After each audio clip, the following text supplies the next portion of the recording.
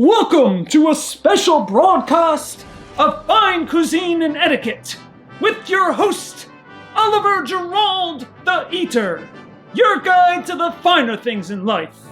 And once more we've landed on Treason Day, or as you colonial yokels like to call it, the fourth day of the month, and some other big and important ceremonial bullshit.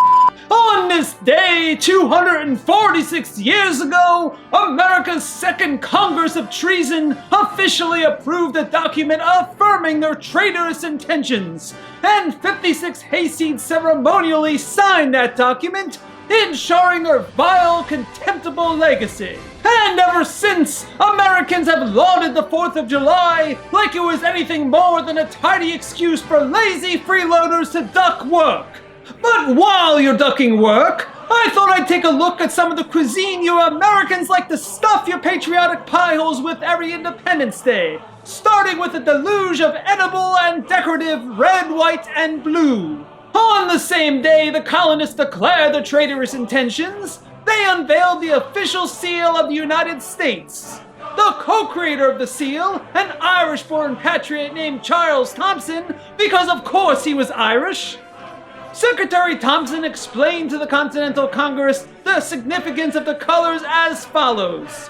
White signifies purity, red signifies valor, and blue signifies perseverance. I wonder where they got that from.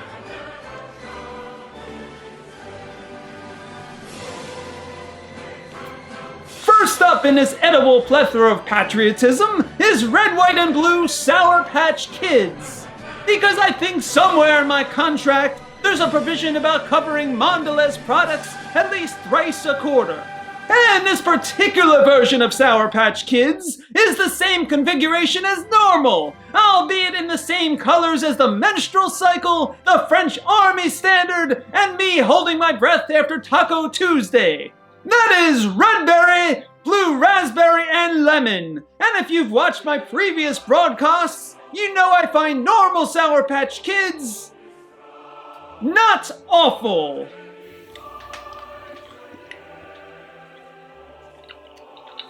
It pains me to offer even half-hearted praise for something my American counterpart would commit felonies for, but obscure food channels make strange bedfellows.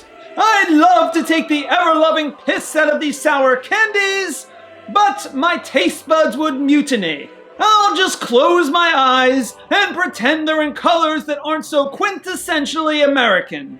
The next RWB confection I'd like to take a look at is M&M's, one of the oldest and most beloved of all inferior colonial candies. M&M's date back to the 1930s, when the son of the Mars Company founder spotted soldiers in the Spanish Civil War eating the British version of Smarties. That is, candy-coated chocolate oblate spheroids, not chalky discs that taste like Miralax. The genius of Smarties was their construction prevented the chocolate interior from melting.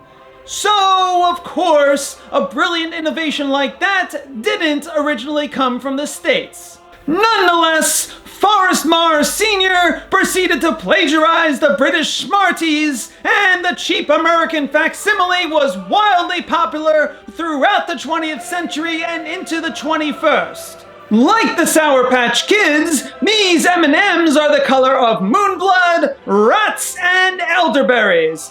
But that's a bit redundant because unlike Sour Patch Kids, M&Ms all taste identical. And the final sugary treat I like to highlight is firework Oreos. Because Americans love to celebrate the birth of their country by blowing up a small part of it. The firework Oreos sport the normal chocolate wafers and cream filling, but with the addition of blue and red popping candy. And while I detest anything, edible or otherwise, that celebrates American independence, and high explosives don't whet my appetite, these are a curious experience. Very curious indeed. If you've ever had popping candy, you'll have some idea of what to expect. But when you combine that potent sensation with the wafers and vanilla cream of an Oreo, you've got something unique.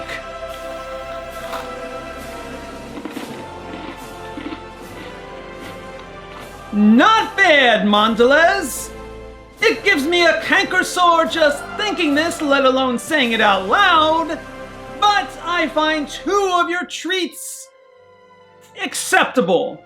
Of course, no 4th day in the 7th month of the Julian and Gregorian calendars would be complete without a barbecue, because sodium nitrates are as quintessentially American as NASCAR, trans fats, and beer. And since I previously covered America's fascination with the cylindrical tubes of mystery meat known as hot dogs, I thought I'd prepare some of those, plus the so-called ancient grain of the New World, corn.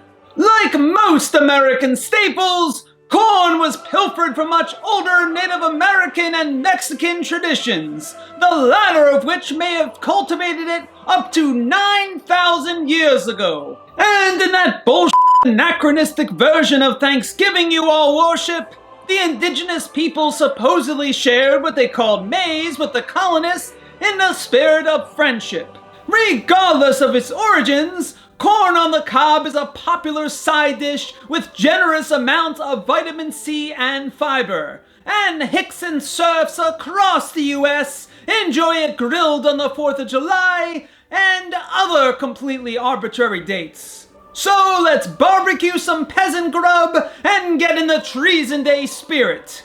I've got an American flag plate, and honestly, just holding this in my hand makes me want to sever it with a rusty chainsaw. I'm a Yankee Doodle, go f*** yourself. For the thin tube of pink slime and meat slurry encased in hog intestines, I went with Hillshire Farm beef hot links. Because if I'm gonna poison my blue blood with the mana of the blue color, I may as well get a small kick out of it. I'll set them a few inches apart and grill them like a Star Wars fan on an incel message board, like anyone and anything paired with my Lord and Savior Ricky Gervais. Meanwhile, the corn on the cob is covered in aluminum foil so it doesn't chafe too badly. Unless you're into that sort of thing.